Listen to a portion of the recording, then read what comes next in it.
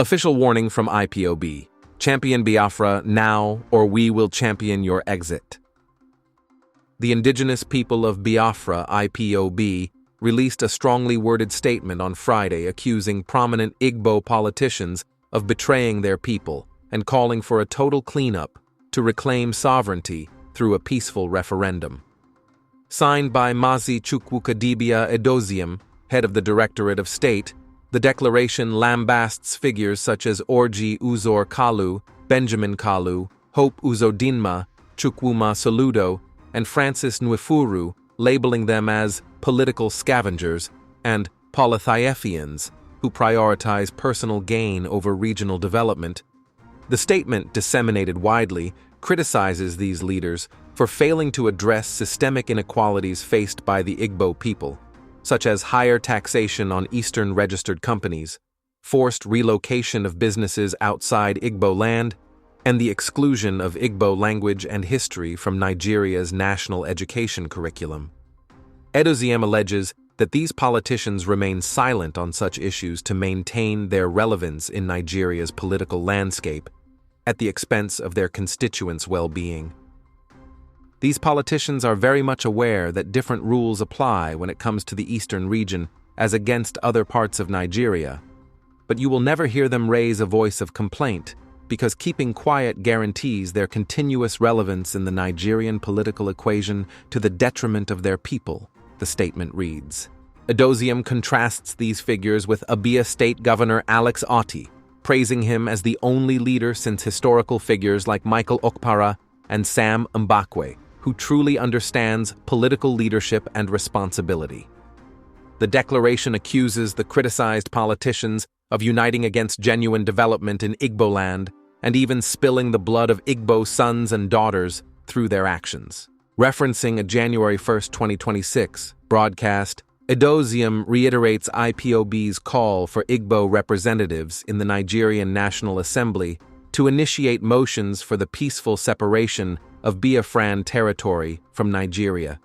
He warns that any politician lacking the courage to demand justice for Biafrans has no business desiring to represent the Biafran people and must protect collective interests until a referendum is granted. The statement concludes with a rallying cry. It is indeed time to reclaim our sovereignty from those who have merchandised our collective interest for their personal interest. The time for total cleanup in order to restore those values and essence that define us as a people is now. The full statement read, from the Office of the Ipob Directorate of States, 13th of February 2026.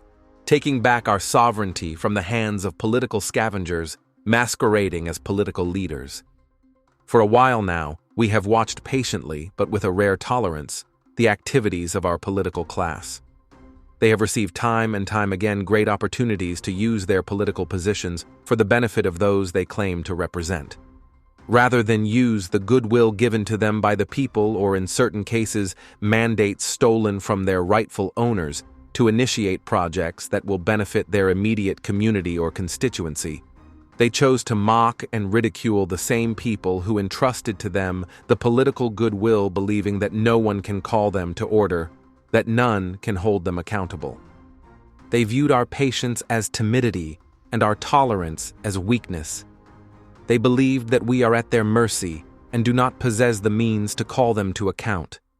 They became so reckless in their anti-people activities and so disdainful of the needs and well-being of our people.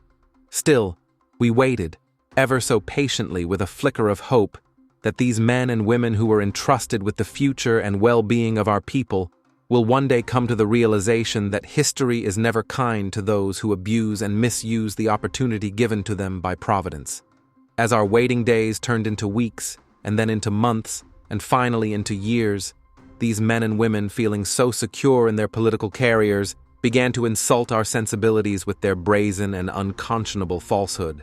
Entered Orji Uzor Kalu, the spokesperson of the gang of polytheifians, Honorable Benjamin Kalu, who prides himself and takes so much joy to the fact that he is the number 6 man in the political hierarchy of the Zoological Republic of Nigeria, but has nothing to show in terms of political benefit to his constituency, Hope Uzodinma, who is not satisfied with the fact that he is a usurper and beneficiary of a stolen mandate, now also wants to be a commander-in-chief of a band of militia being prepared to enthrone him as the godfather of emo politics. In Anambra, we have Chukwuma Soludo, who has shown that certificates do not necessarily translate to capacity and ability to build a Dubai of Africa. In Ebonyi State, we have Nwaifuru, who does not have what it takes to be a local government councillor, beholding to David Umahi, and cannot leave his house if David Umahi has not given him the green light. Then we have the Toms, Dicks, and Harrys in the Nigerian National Assembly, Senate, and House of Representatives alike.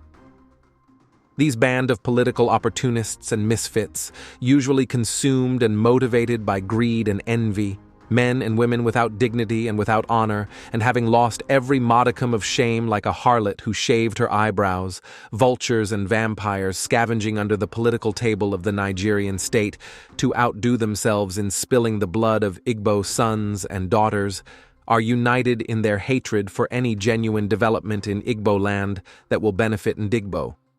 When politicians like Orji Uzor Kalu, Theodore Orji, Benjamin Kalu, and their likes gather to tell shameless lies and fight the only governor since Michael Okpara and D. Sam Mbakwe in the person of Governor Alex Otti that understands what political leadership and responsibility as it relates to working for the people and your immediate constituency entails, one does not need any soothsayer to understand that these political hyenas have no empathy to the daily struggle and suffering of our people.